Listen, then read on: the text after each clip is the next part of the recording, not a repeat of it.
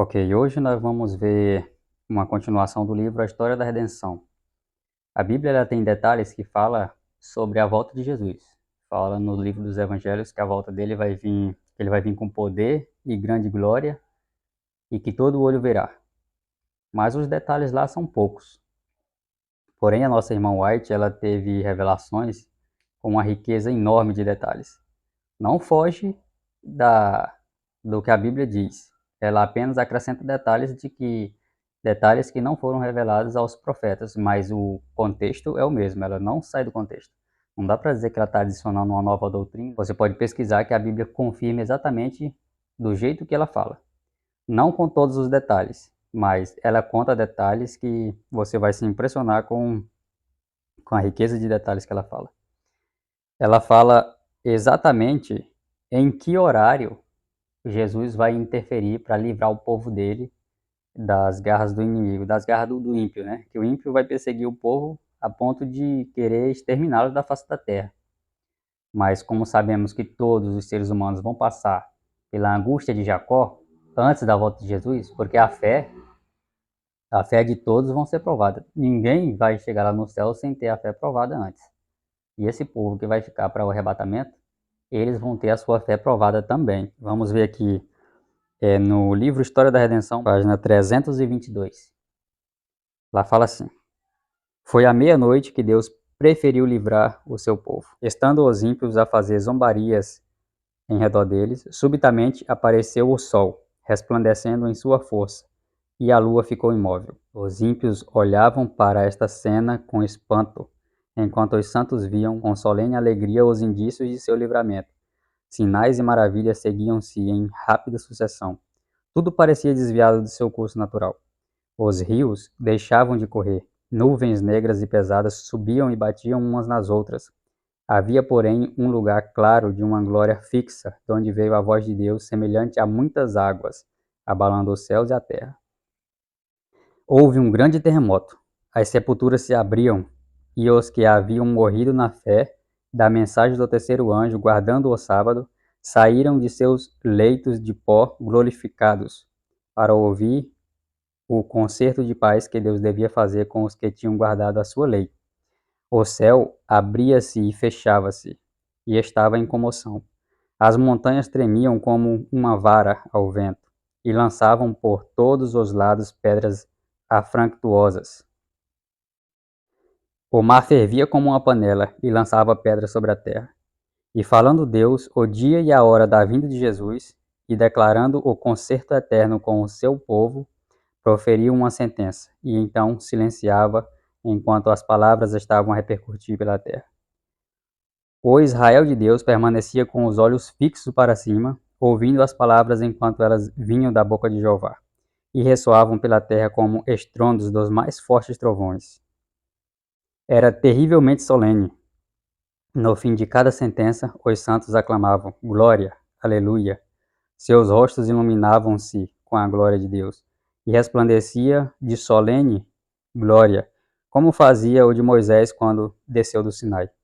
Os ímpios não podiam olhar para eles por causa da glória, e quando a interminável bênção foi pronunciada sobre os que haviam honrado a Deus, santificado o seu sábado, houve uma grande aclamação de vitória sobre a besta e sua imagem. Começou então o jubileu, em que a terra devia repousar. Vi o escravo piedoso levantar-se com vitória e triunfo, e sacudir as cadeias que o ligavam, enquanto seu ímpio senhor estava em confusão e não sabia o que fazer, pois os ímpios não podiam compreender as palavras da voz de Deus. Viu só? Quando Deus estiver a pronunciar a sentença sobre os ímpios, eles não vão compreender. Eles vão pensar que são trovões, uma tempestade terrível que está se aproximando. Só quem vai compreender a sentença final dos ímpios foram aqueles que foram fiéis a Deus. E a gente não pode deixar de observar que o momento exato do livramento do povo de Deus vai ser à meia-noite.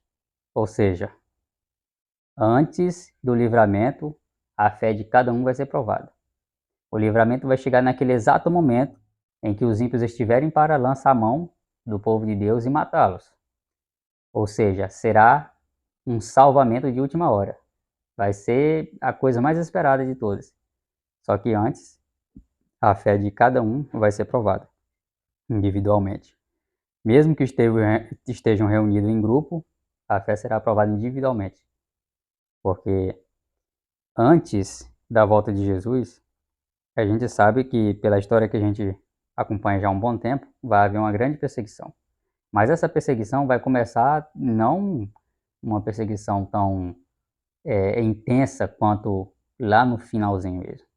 Antes vai ter uma perseguição religiosa, os cristãos perderão o direito de falar sobre Deus em público. Inclusive, isso já está começando nos Estados Unidos. É só você dar uma pesquisadinha que você vê. Depois, falar sobre Deus ou portar algum livro ou a Bíblia se tornará um crime. Depois, só em última instância que vai vir um decreto de morte. Lá no finalzinho da ponta da rama.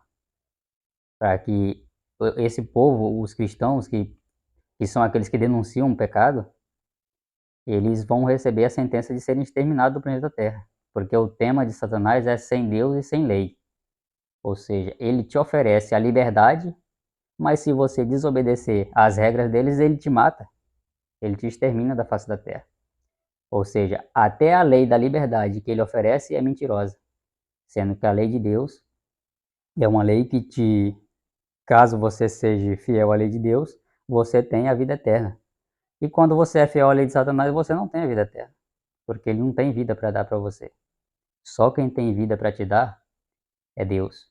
Porque sem lei não existe um mundo onde você viva sem lei. Porque quando você pensa que está livre da lei de Deus, você está sobre a lei de Satanás. Não existe um mundo sem lei, sem regras. Não existe.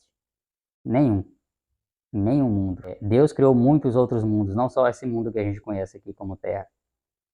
Você encontra também nos livros de Ellen White ela mencionando sobre esses outros mundos, criados por Deus, que a gente ainda não teve a permissão de conhecer por causa do pecado.